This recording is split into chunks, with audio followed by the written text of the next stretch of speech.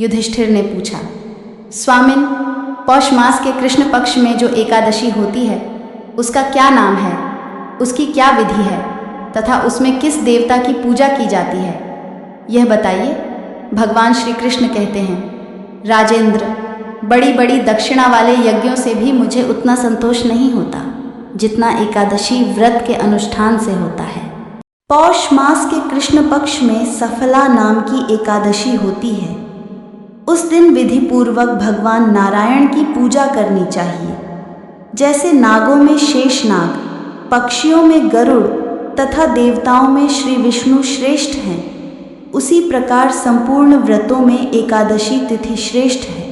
राजन, सफला एकादशी को नाम मंत्रों का उच्चारण करके नारियल के फल, सुपारी, बिजौरा तथा जमीरा नींबू, अनार, सुंदर आंवला, लौंग, बेर तथा विशेषत आम के फलों और धूप दीप से श्रीहरि का पूजन करें।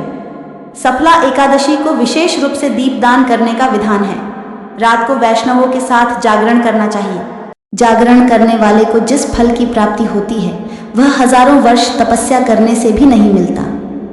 नृपश्रेष्ठ, अब सफला एकादशी की शुभकारिणी कथा सुनो। चंपावती नाम से विख्यात एक पुरी है जो कभी राजा माहिष्मत की राजधानी थी। राजर्षि माहिष्मत के 5 पुत्र थे। उनमें जो ज्येष्ठ था वह सदा पाप कर्म में ही लगा रहता था। परस्त्रीगामी और वेश्यासक्त था। उसने पिता के धन को पाप कर्म में ही खर्च किया। वह सदा दुराचार परायण तथा वैष्णवों और देवताओं की निंदा किया करता था। अपने पुत्र को ऐसा पापाचारी देखकर राजा माहिष्मत ने राजकुमारों में उसका नाम लुंभक रख दिया। फिर पिता और भाइयों ने मिलकर उसे राज्य से बाहर निकाल दिया। लुंभक गहन वन में चला गया। वहीं रहकर उसने प्राय समूचे नगर का धन लूट लिया। एक दिन जब वह रात में चोरी करने के लिए नगर में आया तो सिपाहियों ने उसे पकड़ लिया, किंतु जब उसने अपने को राजा माहिष्मत का पुत्र बतलाया तो सिपाहियों ने उसे छोड़ दिया। फिर वह वन में लौट आया और मांस तथा वृक्षों के फल खाकर जीवन निर्वाह करने लगा। उस दुष्ट का विश्राम स्थान पीपल वृक्ष बहुत वर्षों पुराना था। उस वन में वह वृक्ष एक महान देवता माना जाता था। पाप बुद्धि लुंभक वहीं निवास करता था। एक दिन किसी संचित पुण्य के प्रभाव से उसके द्वारा एकादशी के व्रत का पालन हो गया। पौष मास में कृष्ण पक्ष की दशमी के दिन पापिष्ठ लुंभक ने वृक्षों के फल खाए और वस्त्रहीन होने के कारण रात भर झाड़े का कष्ट भोगा।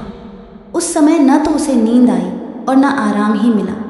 वह निष्प्राण सा हो रहा था। सूर्योदय होने पर भी उसको होश नहीं आया। सफला एकादशी के दिन भी लुंभक बेहोश पड़ा रहा। दोपहर होने पर उसे चेतना प्राप्त हुई। फिर इधर उधर दृष्टि डालकर वह आसन से उठा और लंगड़े की भांति लड़खड़ाता हुआ वन के भीतर गया।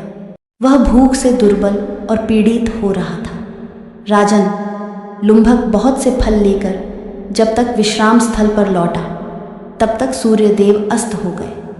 तब उसने उस पीपल वृक्ष की जड़ में बहुत से फल निवेदन करते हुए कहा, इन फलों से लक्ष्मीपति भगवान विष्णु संतुष्ट हों। यूँ कहकर लुंभक ने रात भर नींद नहीं ली। इस प्रकार अनायास ही उसने इस व्रत का पालन कर लिया। उस समय सहसा आकाशवाणी हुई, राजकुमार, तुम सफला एकादशी के प्रसाद से राज्य और पुत्र प्राप्त करोगे। बहुत अच्छा, कहकर उसने वह वरदान स्वीकार किया। इसके बाद उसका रूप दिव्य हो गया। तब से उसकी उत्तम बुद्धि भगवान विष्णु के भजन में लग गई। दिव्य आभूषणों से सुशोभित होकर उसने निष्कंटक राज्य प्राप्त किया और 15 वर्षों तक वह उसका संचालन करता रहा। उसको मनोज नामक पुत्र उत्पन्न हुआ। जब वह बड़ा हुआ तब लुंभक ने तुरंत ही राज्य की ममता छोड़कर उसे पुत्र को सौंप दिया और वह स्वयं भगवान श्री कृष्ण के समीप चला गया, जहां जाकर मनुष्य कभी शोक में नहीं पड़ता। राजन, इस प्रकार जो सफला एकादशी का उत्तम व्रत करता है वह इस लोक में सुख भोग कर मरने के पश्चात मोक्ष को प्राप्त होता है। संसार में वे मनुष्य धन्य हैं जो सफला एकादशी के व्रत में लगे रहते हैं, उन्हीं का जन्म सफल है। महाराज, इसकी महिमा को पढ़ने, सुनने तथा उसके अनुसार आचरण करने से मनुष्य राजसूय यज्ञ का फल पाता है। तो ये थी आज की रोचक कहानी। अगर कहानी पसंद आए तो लाइक शेयर करें और चैनल को सब्सक्राइब करना मत भूलना। धन्यवाद।